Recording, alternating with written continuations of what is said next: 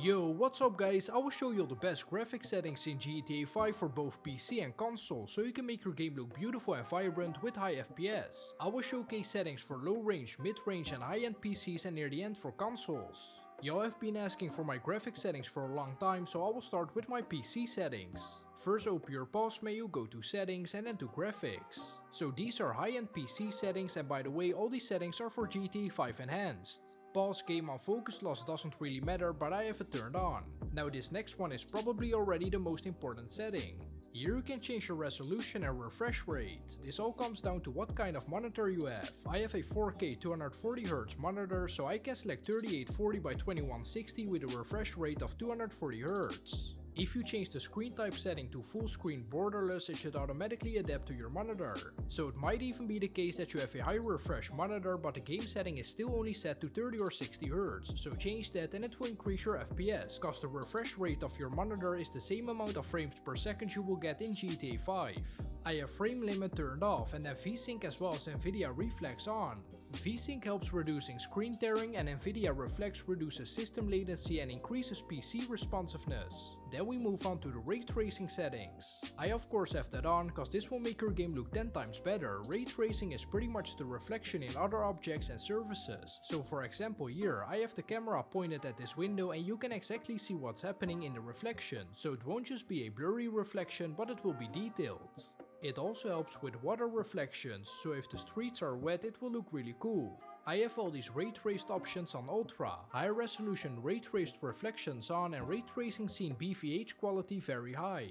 This increases the quality of all ray tracing features by including more objects in reflections, shadows and lighting, so that's an important one. Now I have frame scaling turned off. If you have a high-end PC or at least one with good specs, keep this off, but if you have a lower range PC, turning this setting on will improve your frames per second.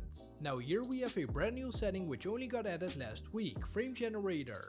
Long story short, this significantly improves your FPS, but keep in mind that this setting doesn't support full screen as your screen type, so make sure you change it to full screen borderless. Now this may be different for you, but I will select the Nvidia DLSS and the frame generation mode to 4x. Here's a comparison for with and without DLSS. You can see that my FPS is 3 times higher with DLSS, so this setting is definitely a game changer.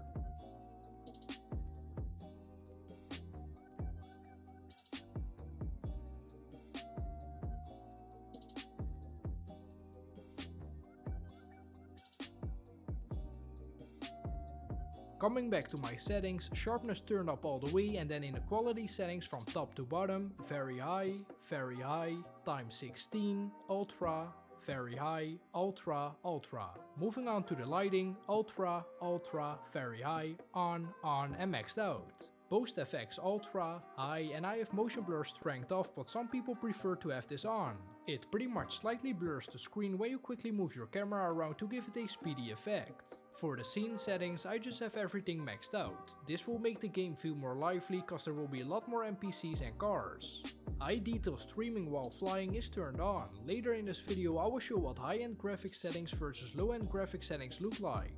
I will now show the best graphics settings for mid-range PCs. All the video settings stay the same, then to ray tracing from top to bottom, high, on, high, off, high. Now for mid-range PCs it's recommended to turn on frame scaling. This may be different for you, but I will select AMD FSR1.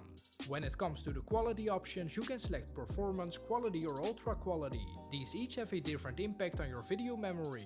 Performance uses less memory and focuses more on higher FPS instead of graphics, while quality mode and ultra quality focus mostly on graphics and less on FPS. So I suggest selecting performance mode. Frame generator off and sharpness to the max. Coming to quality, shader, texture, particles and tessellation all high. Anisotropic filtering X16, then water and grass quality very high. Lighting and reflection also very high, shadow quality high and long shadows on. Post FX high and either turn off or on motion blur strength. For the scene settings I suggest that you put all of them halfway, so 5 out of 10 bars. This reduces the amount of NPCs and vehicles that will spawn, which will improve overall performance so that your PC doesn't have to render in all these different NPCs and vehicles, but it will still feel alive. Now for low spec PCs. I first suggest changing your screen type to full screen, then change the resolution to 1920 by 1080 and refresh rate to whatever your monitor can handle. A lot of people don't have a 4K monitor anyway, so you may already have your screen settings like this. Frame limit still off, VSync and Nvidia Reflex both on. Then turn off ray tracing. If you look at video memory, you can see that it has a decent impact on your memory. Since this is for low specs, we mainly want to focus on our game running smoothly with high FPS and focus less on the game looking graphically amazing. It will still look good, which I will preview after this. Moving on to frame scaling, select DLSS and the performance mode. Frame generator off and the sharpness maxed out. Then the quality settings from top to bottom, normal, normal, X8, high, high, very high and very high. Lighting quality and reflection quality very high. Shadow quality normal, soft shadows softest and long shadows on. Post effects normal and ambient occlusion SSDO. Then I recommend turning all these scene settings down, so population density and variety as well as extended distance scaling. So there will be way less NPCs and cars, which is actually a good thing when you think about it, less cars to crash into you, but we mainly do this to increase our FPS and overall performance. Now I will quickly show what GTA 5 will look like with low settings and high settings. First low, so it honestly still looks pretty good. I would say it looks a little worse than GTA 5 enhanced on the PS5, but I'm still getting good FPS and overall it runs smoothly. Now here's a preview of what it looks like with everything maxed out.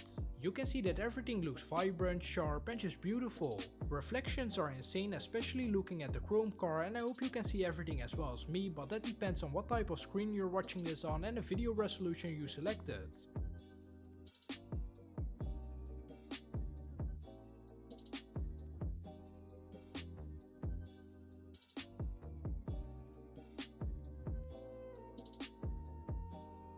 Lastly, I will show the best graphics settings for consoles, so Xbox Series and PS5. Go to display settings and the first option is graphics mode. Let me explain them real quick. Performance RT is lower resolution textures with ray tracing at 60 FPS. Performance mode is also lower resolution textures but also without ray tracing. This still gives you 60 FPS. Fidelity mode is higher resolution textures with ray tracing but at 30 FPS. So I'm not sure if you can see it in the video, but on fidelity mode I can definitely feel the lower FPS. 30 FPS just feels a bit more choppy. However, the ray traced reflections look amazing.